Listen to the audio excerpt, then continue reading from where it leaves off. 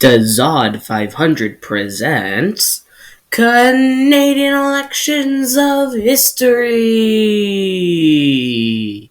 The 24th election in Canadian history happened on the 18th of June, 1962, where there were four major party candidates. We'll start with the non-important ones like Robert N. Thompson of the Social Credit Party, which for some reason is still around, and I cannot tell you why. And I really hope they get out of here as soon as possible because they are making my life miserable. You got that, Thompson? You got that? I don't know if you're still alive or not, but if you are, you make my life worse. Just kidding, by the way. And then the first NDP leader, yes, the New Democratic Party has now formed, and Tommy Douglas is running that one. And then to the big guys that people actually care about. We got Liberal leader Lester B. Pearson and Progressive Conservative leader John G. Diefenbaker, who were actually the main opponents in the election of 1958, as you may have expected.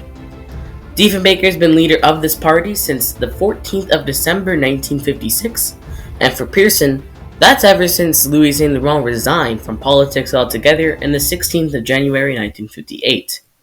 Thompson, what do you got to say for yourself? When were you leader? The 7th of July 1961? Well, that sucks, because I've been leader since the 6th. But Tommy Douglas been since the 3rd of August 1961. For leader seats, we might as well just get into that. Prince Albert is where Diefenbaker is running from. Pearson is running again from Algoma East.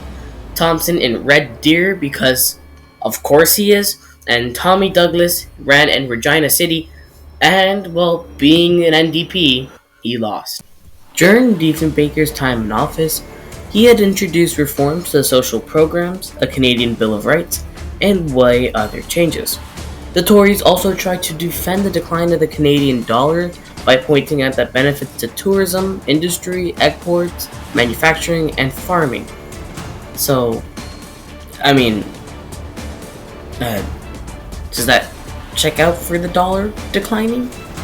You know how last year, 1958, Pearson said that Diefenbaker should resign and he had a horrible campaign.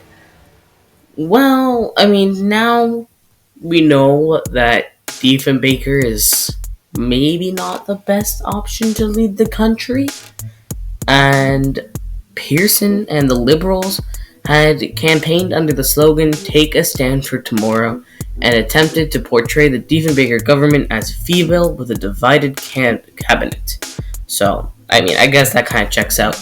Diefenbaker, you don't look so great right now, I'm gonna say that. Well, let's get into the results of this election. There were 265 seats in the House of Commons and 133 seats needed for a majority. There was also 79% turnout, which was 0.4% less than the last election.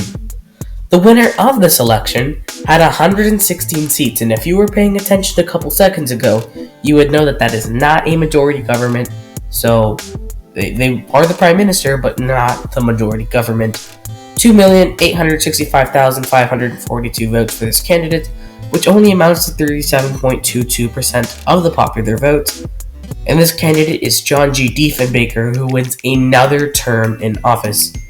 Lester B. Pearson is on the brink of getting fired by the Liberals, but there is some saving grace for him, knowing that he got 99 seats, 2,846,589 votes, and 36.97% of the popular vote.